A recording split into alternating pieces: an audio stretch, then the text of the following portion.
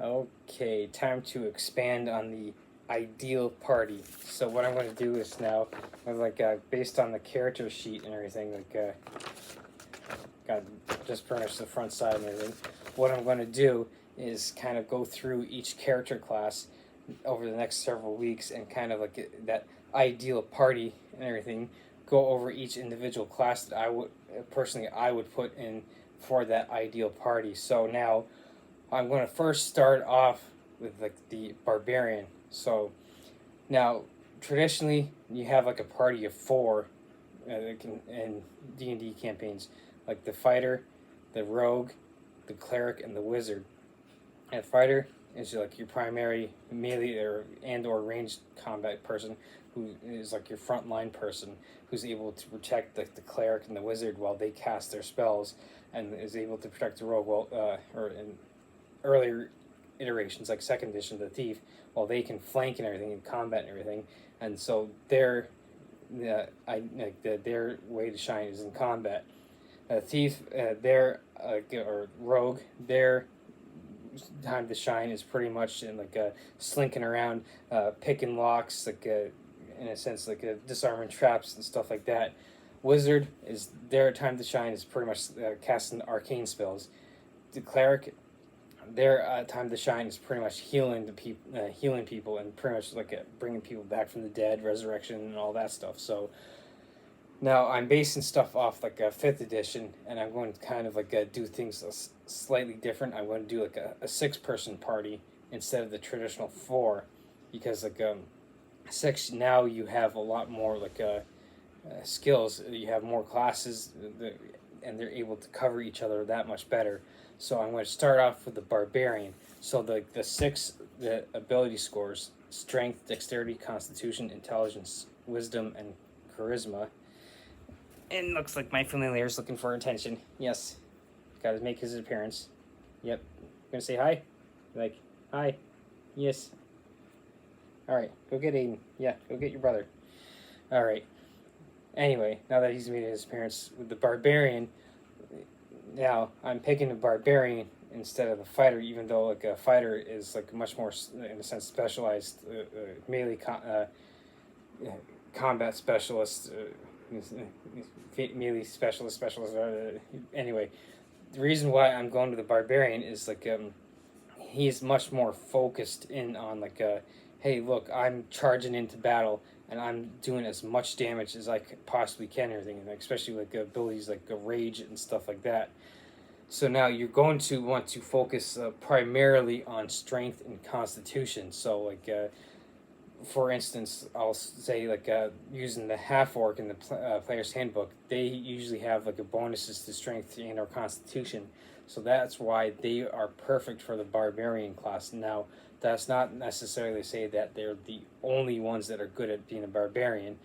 You could quite possibly what comes to mind is the dwarf, because they have a high constitution and everything. So the reason why I say focus on strength and constitution is high strength will let you deal out that damage with the typical axe that the barbarian's notorious for using.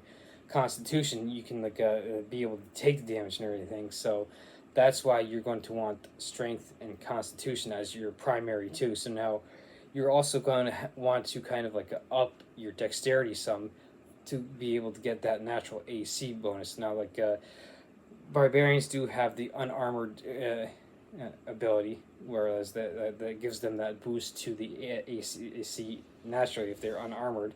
So this is why you also want to have a decent dexterity, so as your third abilities. Now, intelligence, wisdom, and charisma aren't necessary for a barbarian. So for instance, how I would write up the barbarian is using the half orc as an example. What I do is I would say, with the bonuses and everything, starting off with a strength of 20, I would say do a dexterity of 14, constitution of 18, maybe 19, depending on the bonuses and everything. So now intelligence, wisdom, and charisma, I'd say at most 10, 10, and 10 and everything. So because as a barbarian, you're not necessarily going to need high intelligence, high wisdom, or high charisma, because your focus is pretty much combat, getting in there, raging, and causing as much damage as possible and being able to soak up as much damage. So that way you can have like other players of your party focusing on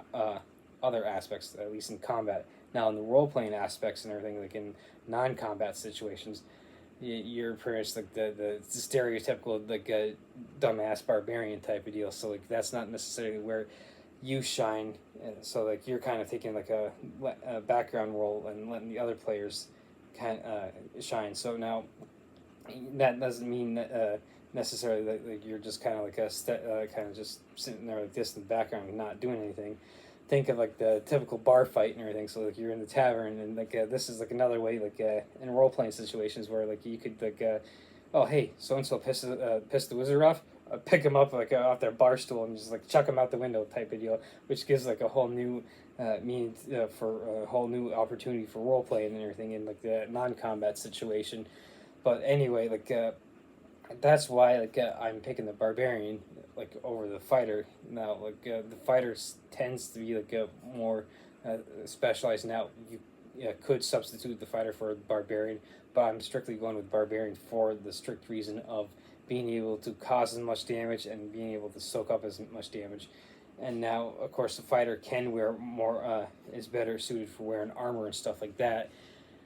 But I'm going to err on the side of the barbarian with creating the ideal party and everything, because like with him first and foremost, he's going to be the primary like combat like expert or whatever. So now the other classes I will be going over like I'm going to pick like and the paladin, and of course I am going to go with the rogue. I'm going to go with like a ranger, a wizard, and a cleric. And so now like each like the paladin is going to be your backup melee fighter. So like he kind of think of like the typical knight in shining armor. So this is why I'm going with the barbarian or the fighter, because like the paladin can kind of be like your secondary melee combat to back up your barbarian, even though like the paladin could quite easily back up the fighter as well. But like in my opinion, the barbarian is a lot better at like creating a lot more like havoc in combat than the fighter is. So this is why I'm picking starting with the barbarian. And so like as like your primary combat like expert, or like the one who wades into combat like first and foremost. So now like in typical like the hexagon maps and everything, the barbarian would be like the one to kind of do the headlong rush into combat and everything. So like a bunch of orcs charge, and so like that's why like you want the barbarian as like your primary fighter, so that way he can pull the attention of like the orcs and goblins or whoever you're going up against. So like while they're looking like, oh, here comes the this region half orc or whatever, but we need to defend against them, which frees up the wizard to be able to sit back and be like, oh hey, he's going off here. Oh, looks like so and so is starting to flank us. I'm going to start casting magic missile, chain lightning, fireball, so to get the people to stop us from flanking him and everything. And of course, like the rogue will sneak off and like be able to backstab and stuff like that. And like the paladin will be able to follow the barbarian and back him up as well. And then like the cleric will be able to sit there and like kind of back those two up and cast their healing spells and stuff. So this is why like I'm going with like the barbarian, and like I said with the your abilities, why I say focus on strength and constitution, have a decent amount of dexterity, and you can kind of like when it comes to barbarian, disregard intelligence, wisdom, and charisma, because that's not necessarily really important to the barbarian. So now with like initiative, like you could quite possibly get like I'm basing off on like third edition with this, but like improves initiative. You could take that feat to help be able to act first as well, so you can up your initiative. So this is also why you want at least an okay dexterity to help up your not only like your initiative, but like your armor class too, with like the unarmored ability as well. So now we'll go with hit dice. The reason why I'm saying concentrate on like a constitution as well as strength, because like you start off with like a D12 for like hit dice, and so adding that like plus like a 5, like if you have like a 20 constitution or whatever, at least a +4 for 18. You say Matt, like I'm the type that if I was DM, I'd like at least the first level quite possibly the first 3 levels, max out on hit points. So like if you're having 18 Constitution, that's a +4 Constitution modifier. So you're starting off with 16 hit points, and so now like I said, max out for levels 2 and 3. You can see then like I end up 32, then end up with 48 hit points and everything. So this is why you want the Constitution to be able to soak in the damage as well as with the 20 strength is be able to dish it out as well. So this is like the first of the series of getting into the actual idea of like a ideal party and focusing in on the barbarian. Now next week I'll start in with the other classes. So I'll probably go I start with the barbarian. I'm going to eventually talk about the paladin, the ranger, the rogue, the cleric, and the wizard and everything. So next week I'll probably just go right down the list and talk about the paladin next week.